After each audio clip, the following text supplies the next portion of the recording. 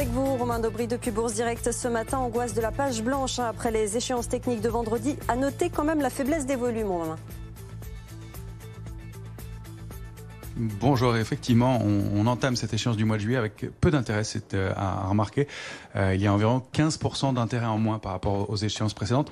Juillet n'est pas une échéance majeure sur les marchés dérivés, mais les opérateurs restent quand même couverts et protégés, mais on sent qu'ils ne veulent pas prendre d'initiative. En témoignent aussi les volumes qui sont relativement faibles en dehors de l'échéance technique de la journée technique de vendredi dernier.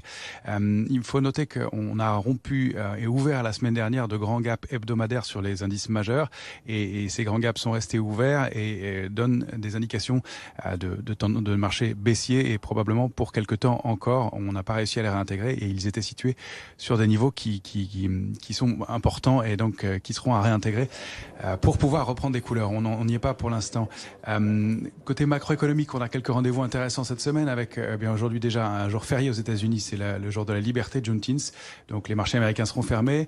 Mardi, ce sera les ventes de logements. On sait que le secteur est un peu fragilisé peut-être aux États-Unis en ce moment. La grosse journée de la semaine, ce sera jeudi avec les PMI d'abord en zone euro puis aux États-Unis, ces directeurs d'achat considérés comme avancés sur la santé de l'économie. Et puis vendredi, on prendra connaissance de l'IFO, du climat des affaires en Allemagne.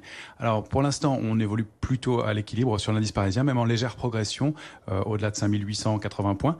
Le niveau rompu important pour nous la semaine dernière, il est loin, c'est 6180 points. C'est le niveau de haut du gap qu'on a ouvert la semaine dernière. Donc ça, ce serait le niveau de retournement de tendance.